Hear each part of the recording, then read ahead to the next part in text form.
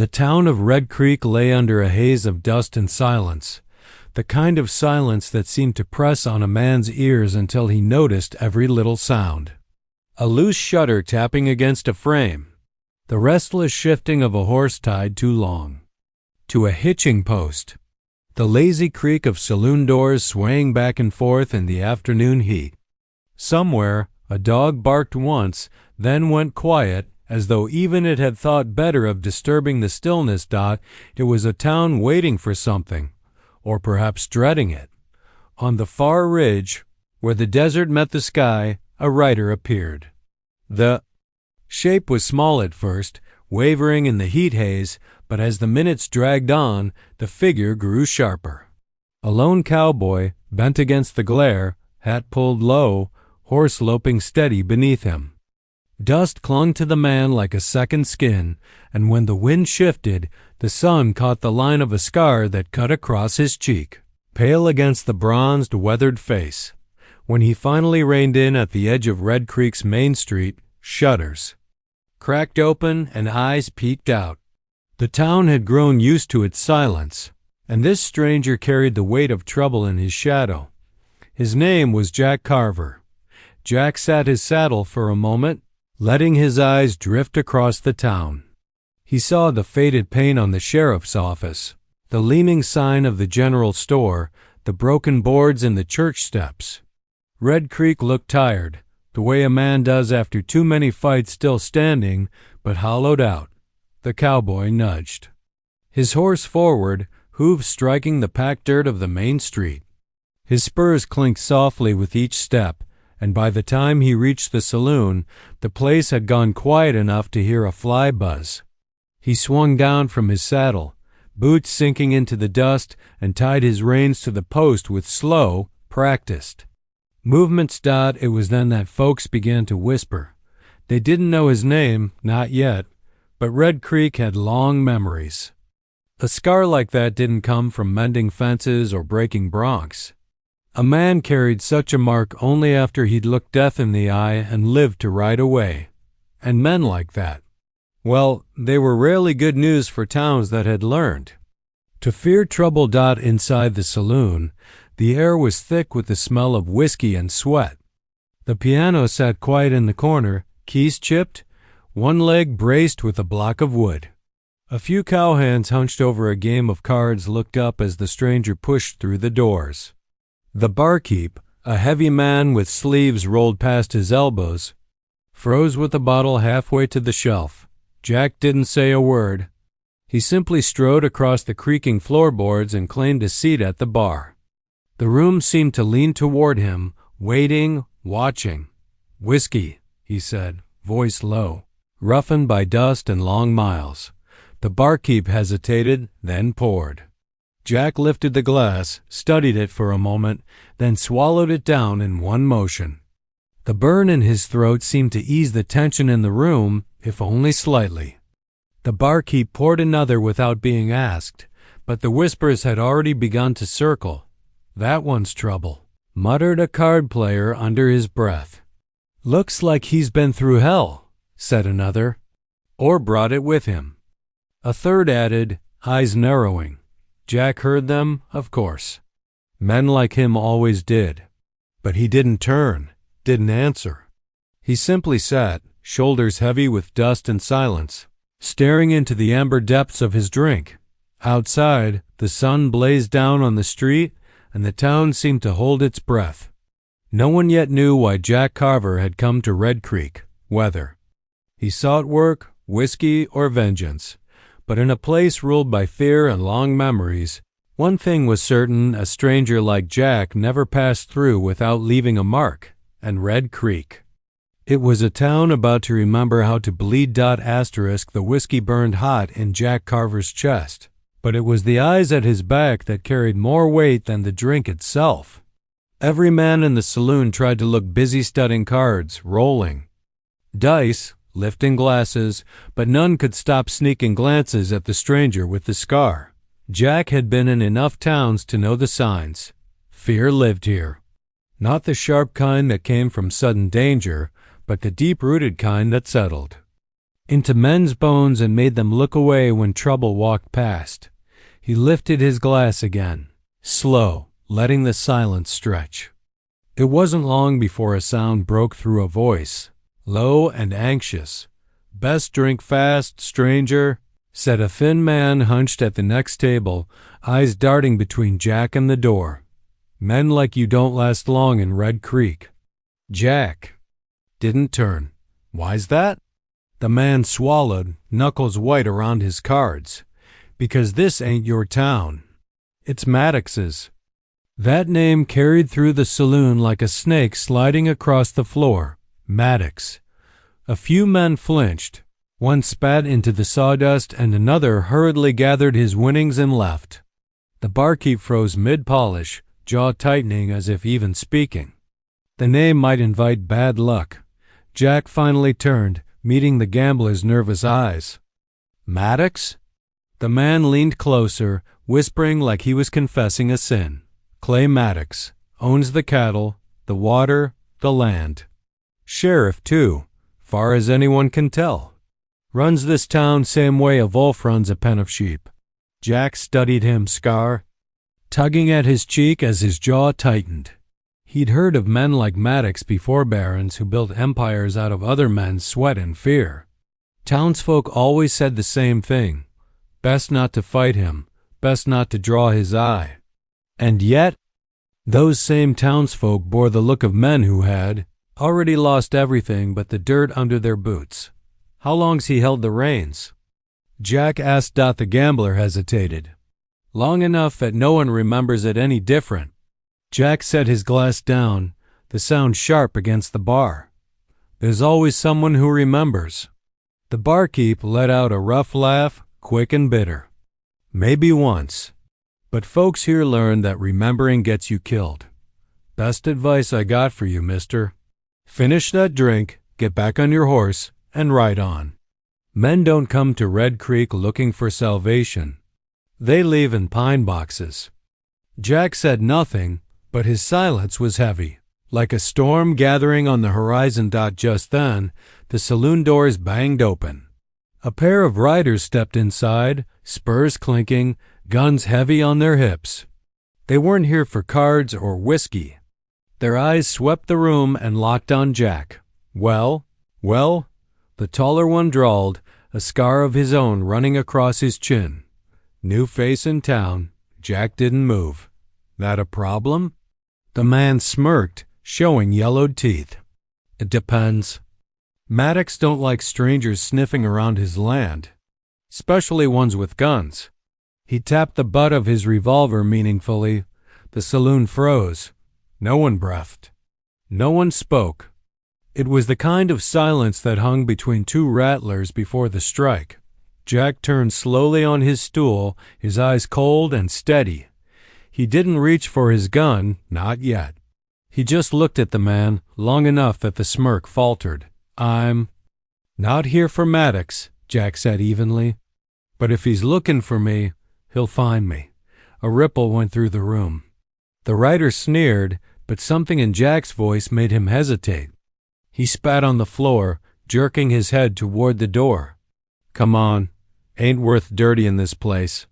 The two men left as sudden as they came, the doors swinging in their wake. The saloon exhaled all at once, men muttering, women glancing nervously toward Jack. He turned back to his drink, but the whispers were louder now. Strangers didn't last long in Red Creek, and by defying Maddox's men, Jack Carver had just painted a target on his own back. But that didn't bother him. Truth was, it was why he'd come. Because for men like Jack, trouble wasn't something to avoid. Trouble was the reason he still drew breath.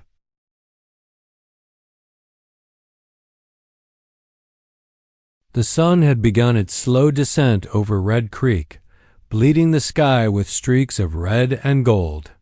The main street lay stretched and empty, heat shimmering off the dirt when Jack Carver stepped out of the saloon. He adjusted his hat against the glare and paused, eyes narrowing at the sight ahead. Two men were wrestling a woman down from her wagon. She struggled, skirts dusty and torn, her bonnet falling into the dirt. The smaller of the men laughed, grabbing her arm hard enough to make her cry out. The larger one yanked at the wagon's reins, sending the horse stamping nervously. "Sign it over, widow," the smaller man sneered. "Your land don't belong to you no more." "I'll never give it to Maddox," she shouted, kicking her voice carrying down the silent street. Jack could see the whole town watching from behind half-closed shutters. Faces peeked out, then ducked back inside. Mothers pulled children away from windows. No one moved to help. The woman twisted again, striking at the man's face. He slapped her so hard she fell into the dirt. Dust rose around her as she scrambled to her knees, blood trailing from her lip. Jack's boots crunched as he stepped forward. "Let her go." The words were quiet, but they cut through the street like a whip crack. The two men turned, startled, then sneered when they saw who had spoken. One of them laughed. "Look here, another hero." Jack's hand hovered just above his Colt. His voice stayed calm. "I won't say it again." The smaller man yanked the woman up by her hair, forcing her to face Jack. "This your wife, stranger? Or maybe just your charity case?" He twisted her arm until she cried out, his grin widening. "Best ride on before you get yourself killed." Jack's scar caught the sunlight as he tilted his head, studying them. He had seen men like this before. Maddox's kind, the ones who broke spirits with cruelty and called it law. He stepped closer. Last chance. The larger man spat into the dirt and reached for his revolver. The street erupted in thunder. Jack's Colt cleared leather faster than the eye could follow. A single shot cracked the silence and the larger man staggered back, clutching his chest before collapsing into the dust. The smaller man froze, eyes wide, his grip on the woman faltering. Jack's revolver was already leveled at his heart. "Run," Jack said. The man didn't need to be told twice. He released the woman and bolted, stumbling toward the edge of town, his shouts fading into the distance. For a moment, only silence remained. Then the woman fell to her knees, gasping. Jack holstered his gun and bent down, offering his hand. She hesitated, then took it, her fingers trembling in his calloused grip. "Ma'am," Jack said softly.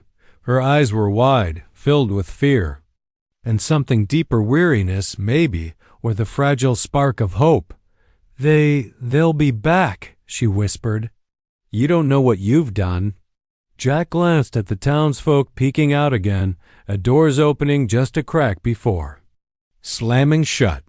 He knew exactly what he'd done. He'd broken the silence. He'd struck the first match in a town soaked with fear. "Name's Jack Carver," he said. "And I don't stand by while men like Maddox's dogs tear at folks who can't fight." "Back?" The woman swallowed, nodding faintly. "Sarah Whitfield," she said. "That land thereafter, it was my husband's. Maddox killed him for refusing to sell. And now he wants me gone too." Jack's jaw tightened. He looked down the empty street where the echo of hoofbeats faded into the desert. Maddox's men would return, and next time they wouldn't come with just two. But Jack had seen the fire in Sarah's eyes, the same fire he'd once seen in men who had nothing left to lose. And he knew, deep down, Red Creek's people weren't as broken as they pretended. Sometimes all it took was one shot to remind a town it still had a backbone. Jack tipped his hat to Sarah. "Get yourself safe for now. When Maddox comes, I'll be here." And with that, he stepped into the center of the street, revolver heavy at his side, waiting for the storm he knew was coming, because storms were the only things that ever cleaned the air in places like Red Creek. Evening settled over Red Creek like a lid pressed tight on a pot ready to boil over. The air was heavy, thick with the smell of smoke from Sarah Whitfield's torn wagon boards, the dust kicked up by the gunfight, and the weight of fear that had hung over the town for years. Jack Carver knew the silence wouldn't last. Men like Maddox didn't let slights go unanswered, and word would have reached him before the blood of his fallen hand cooled and the dirt. Jack stood on the boardwalk outside the saloon, eyes narrowed toward the west. The street stretched long and empty, painted gold by the last light of the sun. Shadows crept out of alleys, stretching thin and sharp, as townsfolk whispered behind doors. Then they came. 5 riders thundered down the main street, dust rising behind them like smoke from a brush fire. At their head was a man dressed in a black vest and a wide-brimmed hat, a silver star glinting on his chest, not the sheriff's badge, but something self-made, carved and polished. This was Maddox's right hand, Dalton Briggs, a man known for settling disputes with bullets instead of words. They reined up hard in front of the saloon, horses snorting and pawing the dirt. Dalton's voice rang out, loud and sharp. "Carver, step forward." Jack stayed where he was, arms loose at his sides.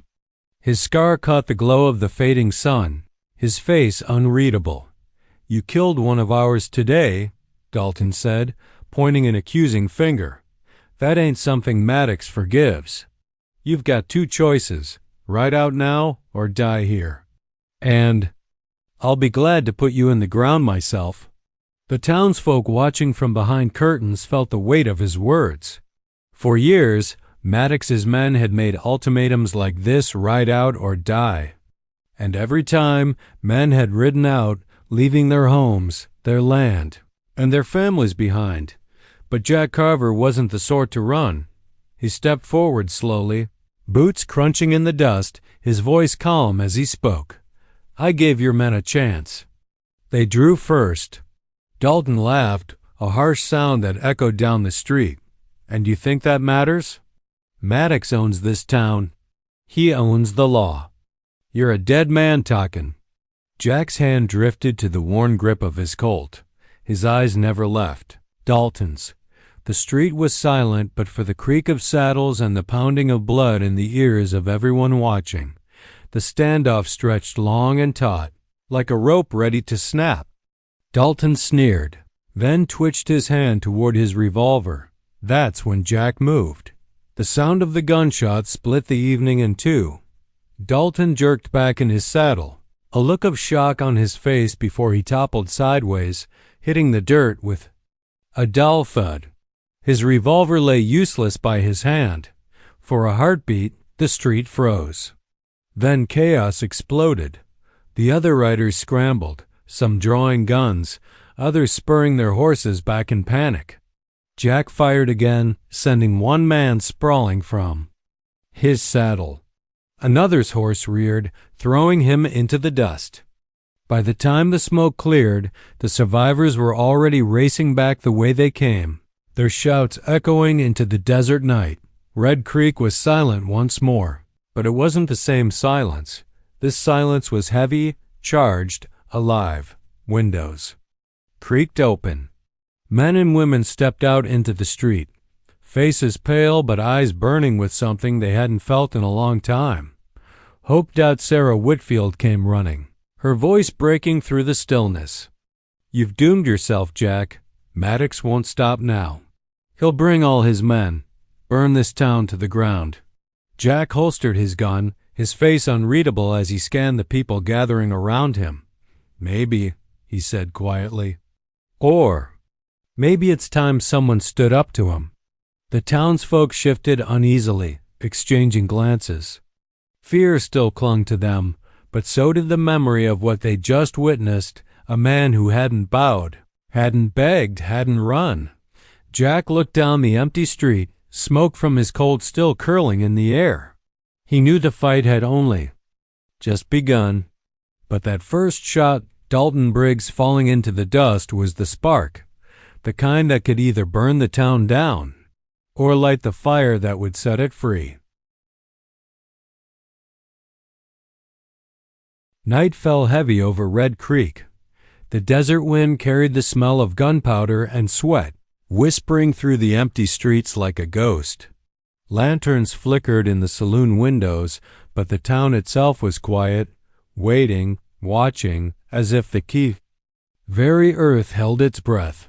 Jack Carver sat on the edge of the boardwalk, cleaning his colt by the glow of a lantern. He worked slow, steady, as though he had all the time in the world. Though he knew Maddox's riders could descend on the town before dawn. Behind him, the saloon doors creaked open. A man stepped out, his boots scuffing the boards.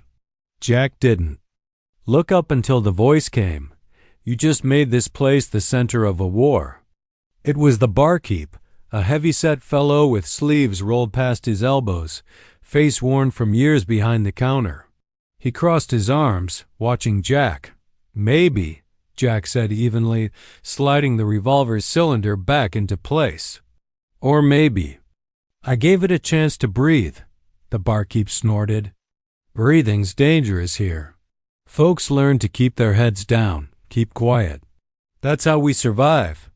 Jack finally looked up, scar catching the lantern light. "Survive? I don't see much life in this town, just fear." For a long moment, the barkeep said nothing. Then he lowered his voice. "You think you can fight Maddox alone? He's got 20, maybe 30 men. Guns, horses, money. You're one man with a pistol. I'm not looking for an army," Jack said. He slid the revolver into its holster, eyes narrowing toward the darkened street. "I'm looking for men who remember what it means not to bow." The barkeep studied him, then sighed and leaned against the post. "There might be a few." Not long after, the first of them came. A blacksmith with arms thick as tree trunks, soot still clinging to his shirt.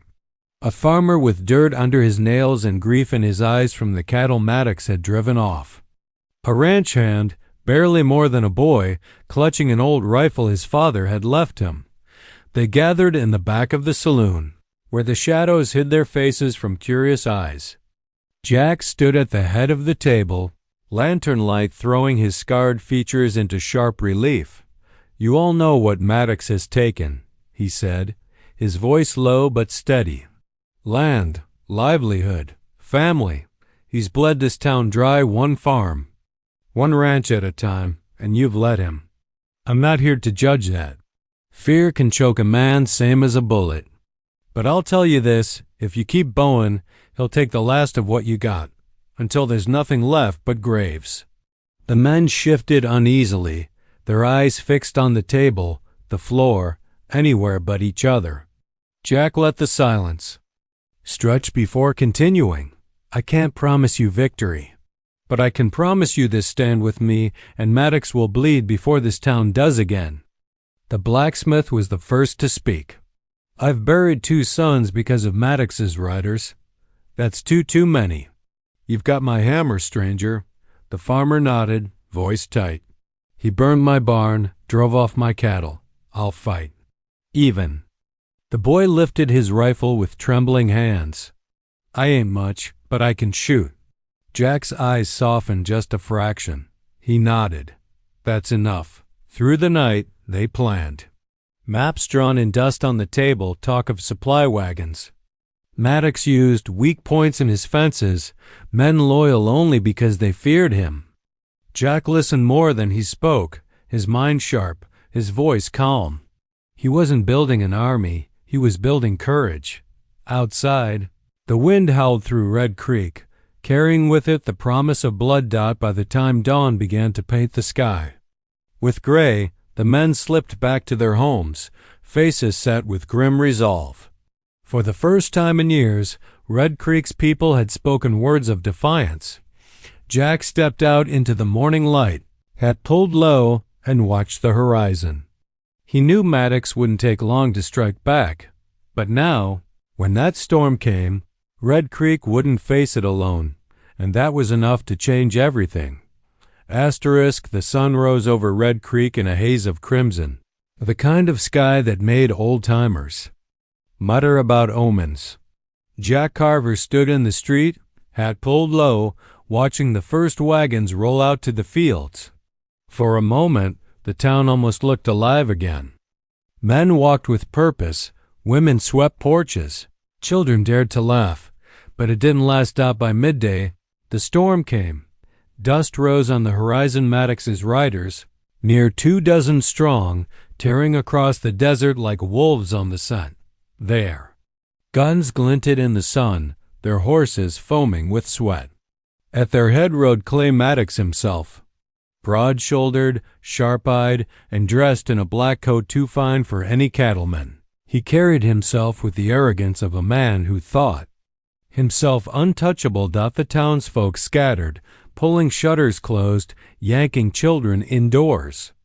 Only Jack stood unmoving in the street, watching as Maddox reined in his black stallion and sneered down at him. "So you're the scarred fool who thinks he can spit in my eye."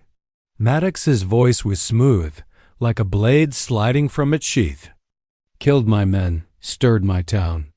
I should put you down right here." Jack's hand hovered near his Colt. His voice was calm. "Then try." Maddox's laugh rolled dark and easy. "Not yet. First, I'll show these people what happens when someone forgets who owns this dirt." He lifted a gloved hand, and his riders spread through Red Creek like fire through dry brush. Barns were torched, flames roaring high against the afternoon sky. Chickens scattered, horses screamed, and the smell of smoke filled the air. Maddox's men kicked indoors, dragging townsfolk into the street, shoving them to their knees. A farmer who tried to resist took a bullet to the chest, his blood spilling into the dust. Jack moved fast, his Colt barking thunder. One rider fell hard, another spun out of his saddle. The townsfolk gasped from behind their shutters, but none dared to join him yet. Not yet. Sarah Whitfield stumbled from her burning wagon, coughing, clutching a small tin box, her last keepsakes from her late husband. A rider swung at her, ripping the box from her hands. She cried out, and before he could strike again, Jack's bullet slammed him into the dirt. "Get to cover," Jack shouted, pulling her toward the side of the saloon. But Maddox was watching, eyes narrowing as the stranger defied him again and again. He swung down from his horse with the grace of a predator, his spurs ringing on the hard-packed earth. "You want to play hero?" he growled. "Then bleed for it." He drew, firing quick. Jack dove behind a trough, bullets splintering wood. He rolled, came up firing, driving Maddox back. The blacksmith roared from the alley, swinging his hammer into a rider's chest, sending him sprawling. The farmer Jack had spoken to the night before lifted a shotgun, blowing another man from his horse. For the first time, the people of Red Creek fought back. The street erupted in chaos. Guns cracked, horses screamed, men shouted. Smoke curled thick through the air, flames licking at the sky. Jack fired until his revolver clicked empty, then swung it like a club at a rider who came too close. He could feel the tide shifting, but Maddox still had numbers. The boy with the old rifle scrambled to reload, his hands shaking. A rider charged him, revolver raised. Jack lunged, tackling the man before he could fire, but the boy's scream echoed loud and sharp. Jack struck hard, teeth bared, wrestling the rider into the dust. His scar burned hot as the man went limp beneath him. He rose, chest heaving, scanning the street. Red Creek was burning, and though Maddox's men were falling, they weren't finished. Maddox himself stood tall in the smoke, revolver gleaming. His eyes locked on Jack. "This town will bury you, Carver," he snarled, "and when it does, I'll salt the earth where you fall." Jack wiped the blood from his cheek, his Colt heavy in his hand. His voice was low, steady, unshaken. "You'll have to be quicker than your dogs." The fight wasn't over, not by a long shot. But for the first time, Maddox had bled, and Jack Carver intended to see him bleed again.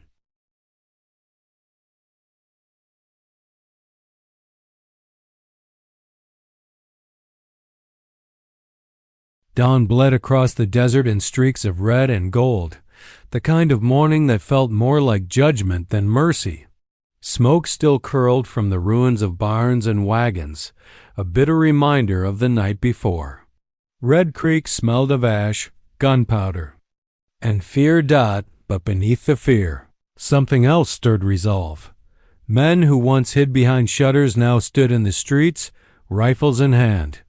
Women carried water buckets to douse the last embers. The blacksmith hammered broken tools back into shape. The town was bruised, battered, but not broken. At the heart of it all stood Jack Carver. His hat was pulled low, his shirt torn and dust-stained, his scar bright against skin darkened by smoke. He leaned against the post outside the saloon, eyes fixed on the horizon. He knew Maddox wouldn't wait long. Men like him thrived on spectacle. If he meant to break Red Creek once and for all, he'd do it in daylight, in the open, with the whole town watching, and sure enough, they came. Hoofbeats thundered across the flats, the sound sharp as drums of war. Maddox rode at their head, his black stallion tossing its mane, his coat unmarked by dust as though the world itself bent to keep him clean. Around him rode what was left of his gang, hard-eyed, scarred, more beast than man. The townsfolk stepped back, forming a wall of silence on either side of the street. Mothers clutched children close. Farmers gripped their rifles but didn't raise them. This wasn't their fight, not yet. Everyone knew what was about to happen. Maddox reined in, the stallion pawing the ground. His eyes locked on Jack, a smile curling his lips. "Carver," he drawled, his voice carrying like a whip crack. "You've stirred up my town something fierce. Killed my men, burned my patience. But today I end it." Jack stepped off the boardwalk and into the street, boots crunching in the dust. He adjusted his hat, his hand brushing the butt of his Colt. His voice was steady low. "Then quit talkin' and draw." The crowd gasped, the sound rolling like wind through the canyon. Maddox's smile twisted into a snarl. He swung down from his horse with the grace of a man who dueled before. His spurs rang as he stepped into the street, his long coat flaring behind him. The two men faced each other, 20 paces apart. The morning sun cast long shadows across the dirt. Everything fell silent. A dog barked once, then went quiet. Somewhere, a window shutter creaked. The blacksmith whispered a prayer under his breath. Sarah Whitfield, standing at the edge of the street, pressed a hand to her mouth. Jack's hand hovered loose at his side, fingers grazing the worn grip of his Colt. He breathed slow, steady, as he always had before the storm broke. Maddox tilted, his head smirking. "You think you're faster than me, boy?" Jack's scar tugged as his jaw tightened. Only one way to know. The air itself seemed to hold its breath. Then Maddox moved. His hand flashed to his revolver, steel catching the light. But Jack was faster. His Colt cleared leather in a blur, thunder cracking through the morning. Maddox staggered, eyes wide in disbelief, a crimson bloom spreading across his chest. His gun fired wild into the dirt before slipping from his hand. Echo rolled through Red Creek, bouncing off walls, filling the silence with finality. Maddox fell to his knees, then toppled face first into the dust. For a long moment, no one spoke. Then the blacksmith let out a roar, raising his hammer high. The townsfolk erupted, voices shouting, rifles lifted in triumph. Maddox's riders broke and fled, scattering into the desert like shadows at sunrise. Jack stood alone in the street, smoke curling from his Colt. His chest rose and fell with calm finality. He holstered his revolver, the sound of the snap loud in the charged silence. Sarah pushed through the crowd, her eyes shining with tears. She looked at him, lips trembling. "It's over?" Jack shook his head. "No, Maddox is gone, but it ain't over. You've got to keep fighting. This town belongs to you, not to me, not to men like him." The people of Red Creek nodded, the weight of years lifting from their shoulders. Maddox was dead.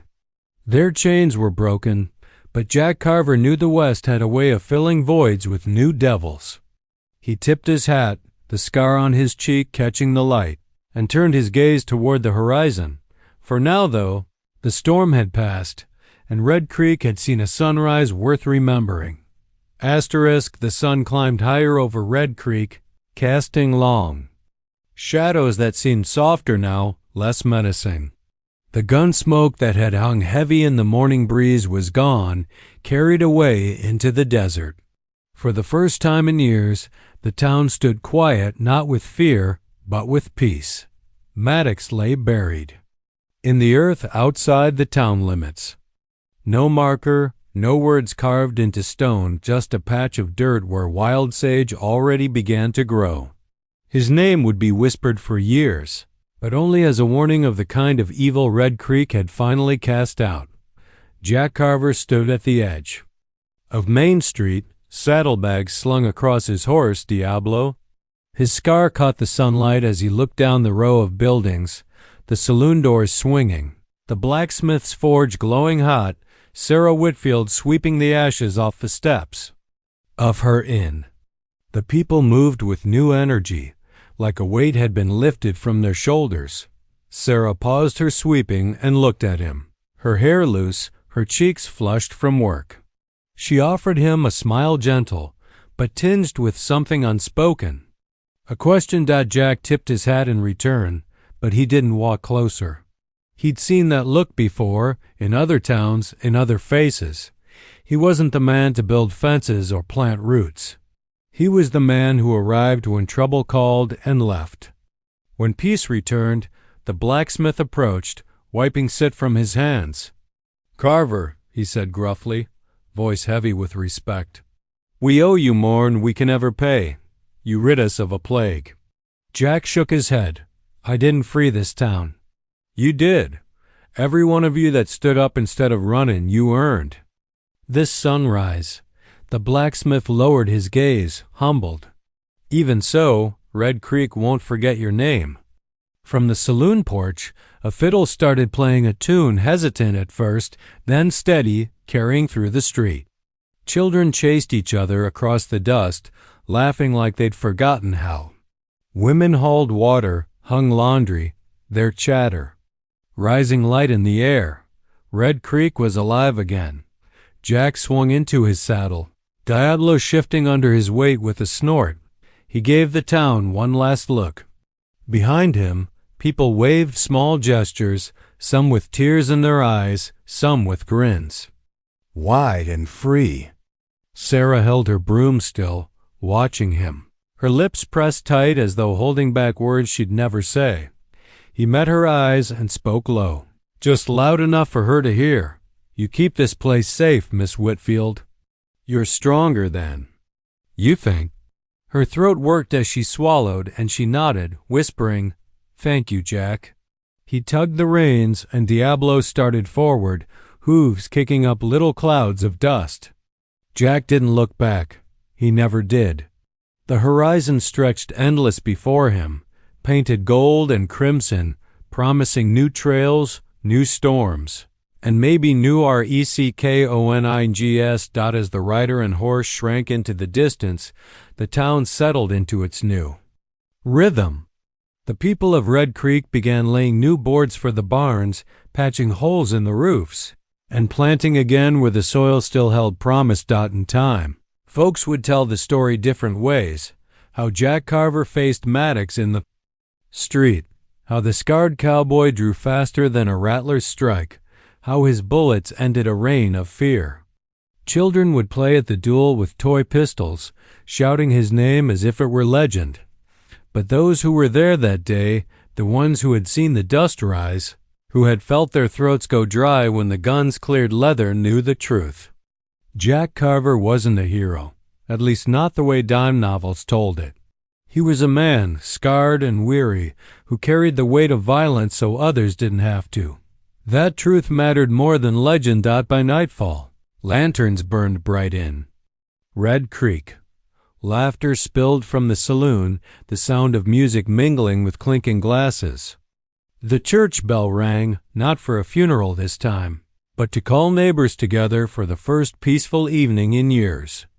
The town had been scarred, But it heeled Dot, and somewhere out there, beyond the horizon, Jack Carver rode on toward the next town, the next fight, the next storm waiting in the dust. For Red Creek, the story was over. For Jack Carver, it had only just begun.